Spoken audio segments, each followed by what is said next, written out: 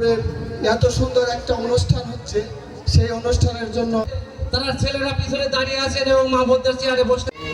Eid tournament অনুষ্ঠানের আমি বিশেষ করে আন্তরিক কৃতজ্ঞতা প্রকাশ করছি। আমি যার আমন্ত্রণ এখানে এসেছি, আমাদের প্রিয় ছোট ভাই লিটন।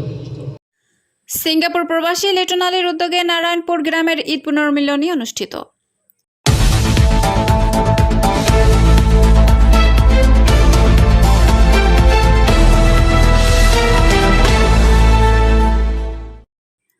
আসসালামু আলাইকুম।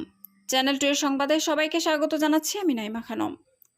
নিজস্ব প্রতিনিধি শেখ রুবেল আহমেদের পাঠানো তথ্যচিত্রে দেখুন বিস্তারিত। পাবনা সুজানগর উপজেলা নাজিরগঞ্জ ইউনিয়নের নারায়ণপুর গ্রামের সিঙ্গাপুর প্রবাসী মোহাম্মদ লিটন আলীর উদ্যোগে নারায়ণপুর একতা সংঘ কৃষিবিদ হাসান জাফির তুহিন সমর্থক গোষ্ঠীর তত্ত্বাবধানে ঈদ আনন্দ উৎসব সাংস্কৃতিক অনুষ্ঠান খেলাধুলা 2025 8 জুন রবিবার নারায়ণপুর সরকারি প্রাথমিক বিদ্যালয় মাঠে অনুষ্ঠিত হয়েছে। নাজিরগঞ্জ ইউনিয়নের সাধারণ সম্পাদক মোহাম্মদ নজরুল ইসলামের সভাপতিত্বে উপস্থিত ছিলেন শামসুর রহমান নয়ন মণ্ডল, সাংগঠনিক সম্পাদক নাজিরগঞ্জ ইউনিয়ন বিএনপি। উপস্থিত ছিলেন মোহাম্মদ উজ্জ্বল মণ্ডল, সম্মানিত সদস্য সচিব নাজিরগঞ্জ ইউনিয়ন কৃষক দল। প্রধান অতিথি হিসেবে উপস্থিত ছিলেন পাবনা পৌর বিএনপির সদস্য সচিব ডাক্তার আহমেদ মোস্তফা নোমান। বিশেষ অতিথি হিসেবে উপস্থিত ছিলেন নাজিরগঞ্জ ইউনিয়ন বিএনপির সভাপতি হাজারী হারুনা রশিদ, নাজিরগঞ্জ ইউনিয়নের ছাত্রদল নেতা ফরিদুল ইসলাম, সিরাজ মণ্ডল, মানিক মণ্ডল। আরও উপস্থিত ছিলেন নাজিরগঞ্জ ইউনিয়ন বিএনপির মুক্তিযোদ্ধা বিষয়ক সম্পাদক মোহাম্মদ খোরশেদ আলী ফকির। এছাড়াও উপস্থিত ছিলেন নাজিরগঞ্জ ইউনিয়ন বিএনপির সদস্য গাজীউর রহমান মণ্ডল প্রমুখ।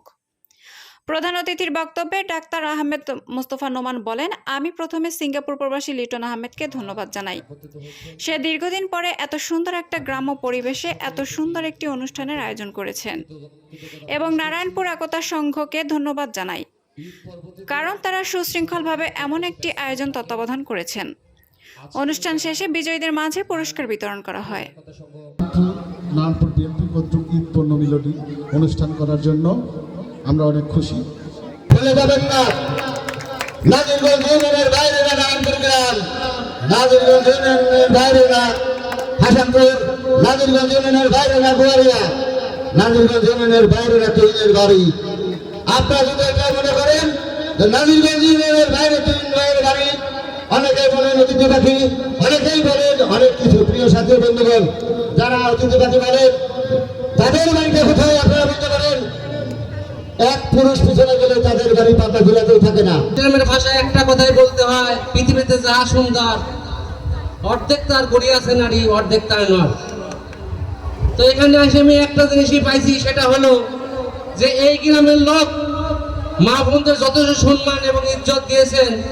তারা ছেলেরা পিছনে দাঁড়িয়ে আছেন এবং মা বোনদের চেয়ারে বসতে দিয়েছেন। এটা আমার জন্য খুবই একটি গর্বের বিষয় এবং সম্মানের বিষয়। আপনারা ভবিষ্যতে এই ধরনের অনুষ্ঠান করবেন, মা বোনদের সামনে আগায় আনবেন, তাদেরকে আদর্শিক শিক্ষা দেবেন, এই কামনাই করছি। এইখানে সবাই সবার আত্মীয় স্বজন প্রতিবেশী একত্রে যে আপনারা এই মিলন মেলা করছেন, সেটার জন্য আমরা খুবই নাজিরগঞ্জবাসী আজকে ধন্য। কারণ এর আগে কিছুদিন আগে গত রোজার ঈদে আমাদের কামারহাট একটা স্কুলের পুনর্মিলন অনুষ্ঠান হয়েছে, ওই অনুষ্ঠানে কিন্তু আমরা গেছিলাম। ওইখানেও দেখছি যে খুব স্বতঃস্ফূর্তভাবে এই অনুষ্ঠানটা পালিত হয়েছে। আমরা কিন্তু এখানে চাইছিলাম যে নাজিরগঞ্জ কৃতজ্ঞতা প্রকাশ করছি। আমি যার আমন্ত্রণ এখানে এসেছি, আমাদের প্রিয় ছোট ভাই লিটন, ও সিঙ্গাপুরের প্রবাসী। আমাকে গত প্রায় 2 সপ্তাহ আগে আমাকে ফোনে আমন্ত্রণ জানিয়েছিল যে ভাই ঈদের পর একটু আমার গ্রামে আসবেন। প্রত্যেকটি মানুষের কিন্তু ঈদের পরে একটি ব্যস্ততা থাকে, তারপরেও আমি তার আমন্ত্রণ এসেছি। তার সাথে যারা ফরিদ সহ এই অঞ্চলের যারা মুরব্বীরা আছেন, যাদের আন্তরিকতায় আজকে এতগুলা মানুষ উপস্থিত হয়েছেন, আমি সকলের প্রতি আন্তরিক কৃতজ্ঞতা প্রকাশ করছি। বাংলাদেশের আগামী দিনের রাষ্ট্রনায়ক জনাব তারেক রহমান একটি 31 দফা দিয়েছে। এই 31 দফা হচ্ছে একটি সুস্থ, একটি সুন্দর, একটি নিরাপদ, একটি সমৃদ্ধিশালী বাংলাদেশ গড়তে। আমরা সকলে মিলে ঐক্যবদ্ধ হলে আগামী দিনে গণতন্ত্র রক্ষার জন্য, আমাদের নিজস্ব ভোট ও ভাতের অধিকার রক্ষার জন্য আগামী দিনে সামনে একটি জাতীয় সংসদ নির্বাচন হবে ইনশাল্লাহ। এই নির্বাচন জিতে কিন্তু বর্তমান অন্তর্বর্তীকালীন সরকার একটি গড়িমসি করছে। এই নির্বাচনটা আমাদের সকল দ্বিধা বিভক্তি ফেলে ঐক্যবদ্ধভাবে এই নির্বাচনটাও আমাদেরকে আদায় করে নিতে হবে। তারপরে বাংলাদেশ জাতীয়তাবাদী দল যাকে এখানে ধানের নমিনেশন দিবে, আমরা সকলে মিলে তার পক্ষে কাজ করবো ইনশাল্লাহ। এই অঞ্চলে কোনো রাজনৈতিক দ্বিধা বিভক্তি আপনারা রাখবেন না। আপনারা একতা সংঘ, যারা নারায়ণপুর একতা সংঘ রয়েছে, তাদের প্রতি আমি আহ্বান করব, সামাজিক রাজনৈতিক পাশে, রাজনৈতিক কাজের পাশে সামাজিক কিছু আন্দোলন রয়েছে, সামাজিক কিছু যুদ্ধ রয়েছে। আপনারা এই অঞ্চলে মুরব্বীদেরকে সাথে নিয়ে, যুব সমাজ, ছাত্র সমাজকে সাথে নিয়ে এই এলাকার সাংগঠনিক কিছু যে কার্যক্রমগুলো রয়েছে, বিশেষ করে এখন বর্ষা মৌসুম শুরু হবে, এই বর্ষা মৌসুমে আপনারা বৃক্ষরোপণ আয়োজন করতে পারেন।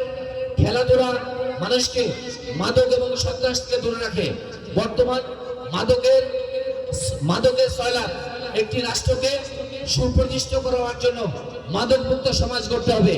এই জন্য আমি নারায়ণপুর একতা সংঘকেও আমি আন্তরিকভাবে অনুরোধ করবো, আপনারা মাদক মুক্ত, মাদককে প্রতিরোধ করার জন্য আমরা অবশ্যই আপনারা কার্যক্রম রাখবেন। ইদানিং কিন্তু অনলাইন জুয়ার প্রভাব এটা শহর থেকে গ্রামে বিস্তার করেছে।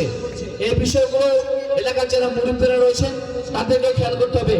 আপনার সন্তান, আপনার ভাই যেন এই মাদক এবং জুয়ার ভয়াবহ থেকে মুক্ত আমরা রাখতে পারি। বাংলাদেশ একটি হচ্ছে ইসলাম প্রধান রাষ্ট্র, এই রাষ্ট্রের প্রধান ধর্ম হচ্ছে ইসলাম।